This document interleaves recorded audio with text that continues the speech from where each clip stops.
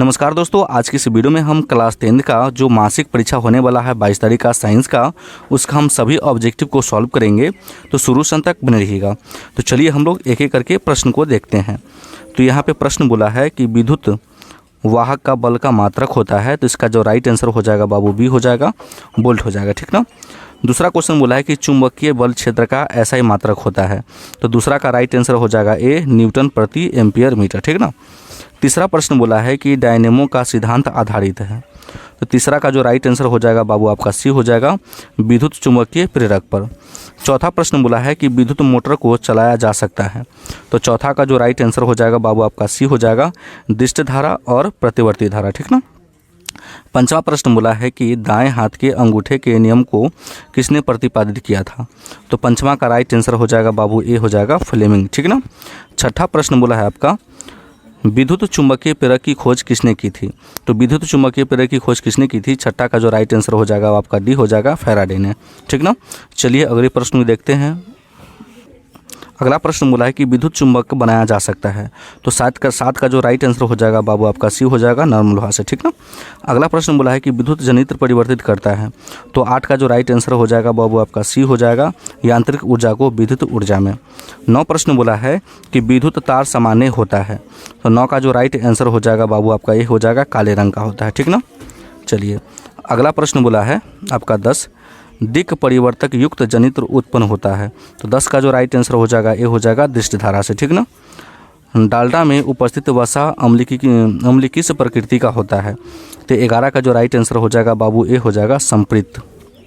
चलिए 12 क्वेश्चन बोला है कि आयोडीन को निम्नलिखित किस द्रव्य में घुलने से टिंचर आयोडीन बनता है। तो 12 का जो राइट आंसर हो जाएगा आपका बाबू हो जाएगा बी, कार्बन ट्राइक्लोराइड से, ठीक ना। 13 प्रश्न बोला है कि कैल्शियम कार्बाइड जल के साथ अभिक्रिया करके क्या बनाता है। तो 13 का जो राइट आंसर हो जाएगा बाबू आपका सी हो जाएगा, इथाइलिन। चलिए एल्कीन का सामान्य सूत्र क्या होता है। तो एल्कीन का सामान्य सूत्र आप लोगों को पता होगा कि CnH2n होता है। चलिए 15 बोला है कि एल्केन में कार्बन परमाणु के बीच बंधन का प्रकार होता है। तो 15 का जो राइट आंसर हो जाएगा बाबू ये हो जाएगा, एकल बंधन होता है इसमें। इथाइलिन का IUPAC का नाम है ना। तो 16 का जो राइट आंसर हो जाएगा बाबू ये हो जाएगा, एथिलीन। चलिए एल्डिहाइड श्रेणी के सदस्यों की क्रियाशील समूह है। तो 17 का जो राइट आंसर हो जाएगा बाबू आपका डी हो जाएगा, ठीक ना। चलिए 18 बोला है कि एल्काइन में 2 कार्बन परमाणु के बीच कितने संयोजक बंधन होते हैं। तो 18 का जो राइट आंसर हो जाएगा बाबू आपका डी हो जाएगा, 3 होते हैं। एल्कोहल में कौन सा तत्व उपस्थित नहीं होता है, ठीक ना। तो एल्कोहल में कौन सा तत्व उपस्थित नहीं होता है। 19 का राइट आंसर हो जाएगा, नाइट्रोजन, ये उपस्थित नहीं होता है, ठीक ना। चलिए बाबू इसमें प्रश्न को देखेंगे। 20वां प्रश्न बोला है कि निम्नांकित यौगिकों में कौन जल में अविलय है।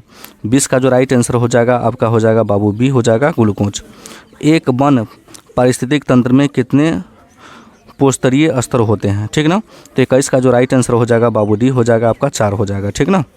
चलिए आगे बोला है 22 जीवाणु कहलाते हैं, है ना, जीवाणु कहलाते हैं।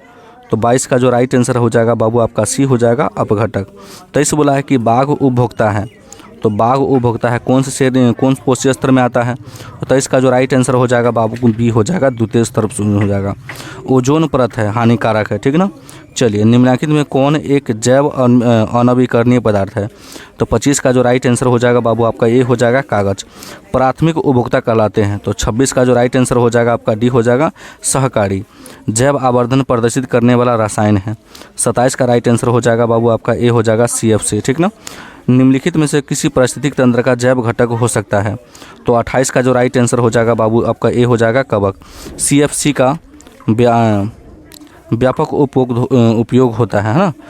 तो आपका 29 का जो राइट आंसर हो जाएगा बाबू आपका डी हो जाएगा, सभी। निम्नलिखित में कौन प्राकृतिक पारिस्थितिक तंत्र है। तो 30 का जो राइट आंसर हो जाएगा आपका बी हो जाएगा, समुद्र। तो आई होप कि ये क्वेश्चन आपको समझ में आ गया होगा। तो अगर मेरे चैनल पर नया है तो वीडियो को लाइक कर दीजिएगा और चैनल को जरूर सब्सक्राइब कर दीजिएगा। वीडियो देखने के लिए बहुत बहुत धन्यवाद।